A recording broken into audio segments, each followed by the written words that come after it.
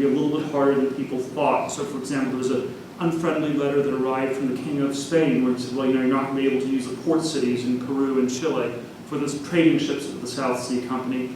And it gradually dawned on people that globalization was going to be a lot tougher than people thought. As the bubble ended, it turned out that people who had been involved in the company had secretly been selling shares when they pretended to be buying shares. It was the existence of public stock companies was outlawed for the next 100 years, and the British stock market did not recover its level of 1720 till 1815, when the Battle of Waterloo and the victory there suggested that you might have a more stable 19th century in which globalization could actually take place. In France, it was a very similar thing, which was the Mississippi Land Company, which was basically predicated on the idea that the Mississippi Territory could be used to monetize all of the financial problems France had, and that basically globalization would involve trade with Mississippi. It eventually included the West Indies, and then it expanded from there to include the East Indies, China, and the whole world. And at its peak, the Mississippi Land Company was valued as being more valuable than all of France. And again, it turned out that there were some problems. There were only, at the time, there were only about 3,000 people living in all of Mississippi. People did not particularly want to live in New Orleans in 1720. Maybe that's not changed that much even today.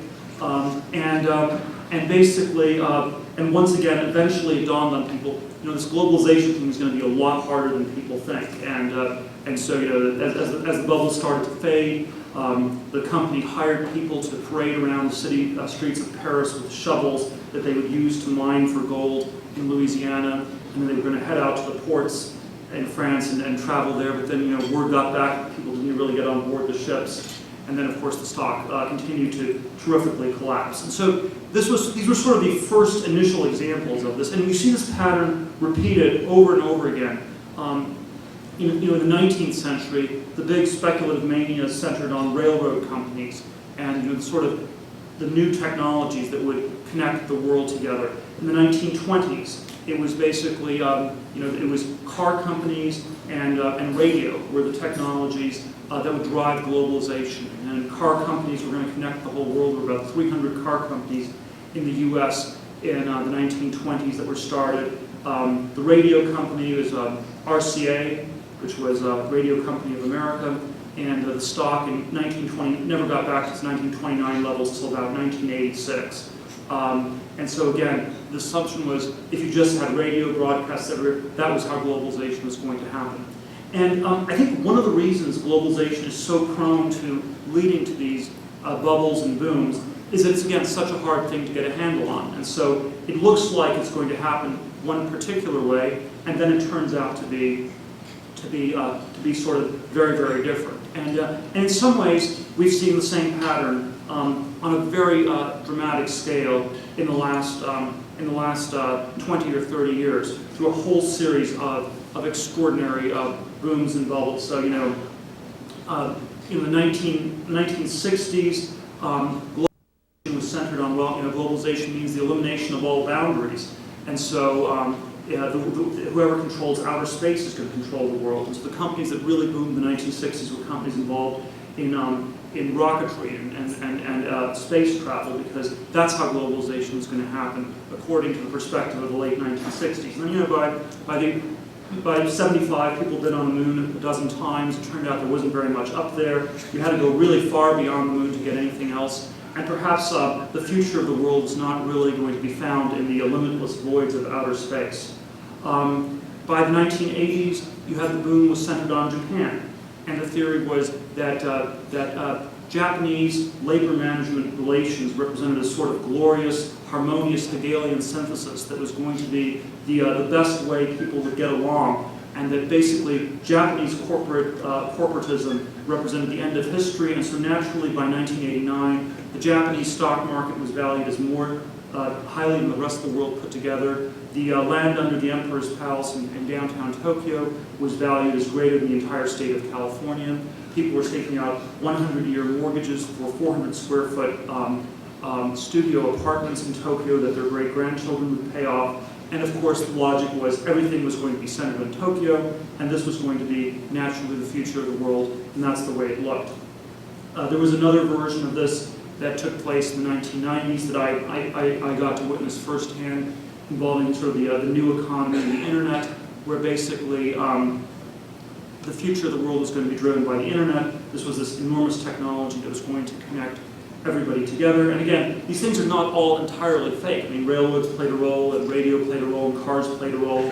But obviously, it turned out to be a lot trickier than people thought. And certainly, selling pet food online turned out not necessarily to be the key to uniting the whole world in this sort of global thing. So these stories, they get very easily go haywire. And we have three others that have happened almost concurrently in recent years. And again, I think one has to think of all of them as being deeply linked to globalization. There basically is a housing bubble, a finance bubble, an emerging market bubble. So the emerging market bubble is about the globalization of labor. The finance bubble is the globalization of capital. And the housing one, which is actually somewhat odd because housing is necessarily local, is basically about the creation of these new cities that will be the centers of the future world economy. It's the places where housing prices ran up the most in the last 10 years were these cities like Manhattan or London or Shanghai or Dubai, which supposedly would be the centers of this new future world.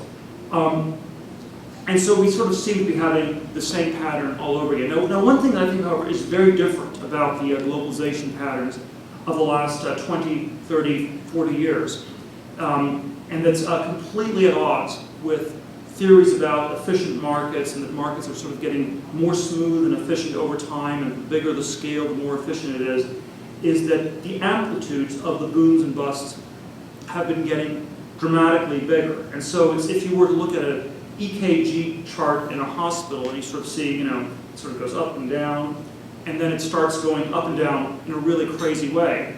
And if you were a doctor who said, well, the markets are all efficient and nothing normal is happening, this is not somebody you'd want to have as a doctor in a hospital. And what's extraordinary is actually just how big these things were. So the Japan one, I think, was the first of the really hyper boom ones, where you had this incredible situation. The NASDAQ levels in March 2000 in the U.S. were without question the highest on any of the number of valuations the stock market had ever been in the U.S. It was further from equilibrium than it had ever been before. And again, I can sort of tell you all sorts of funny anecdotes from being in Silicon Valley in March 2000. People, come to your office. They were writing you checks, trying to give the money to you, and then it all stopped very, very suddenly as well. And correspondingly, the busts have also been much bigger than one would have thought possible. And so, for example, the 1998 blow-up of the long-term capital, which was basically assuming that everything was going to globalize and all these spreads were going to stay at certain levels. The mathematical models that described how markets were supposed to behave said that something like what happened with long-term capital was supposed to happen approximately once in a billion times the lifespan of the universe, and so well, maybe you can have that happen. It has to happen once. Maybe it happens, and of course, but the problem is we've had about 5 or 6 of these things. So you've had the current housing thing. All the mathematical models said it was not supposed to happen. It's again like we have another sort of 10,000-year flood in housing. We have. And there's sort of a number of others like this. I think I was counting. There have been something like 7 financial crises in the last 10 years that have been bigger than anything that was supposed to happen in a given 1,000-year period, according to the mathematical models of how these markets work. So something is very, very off. You can see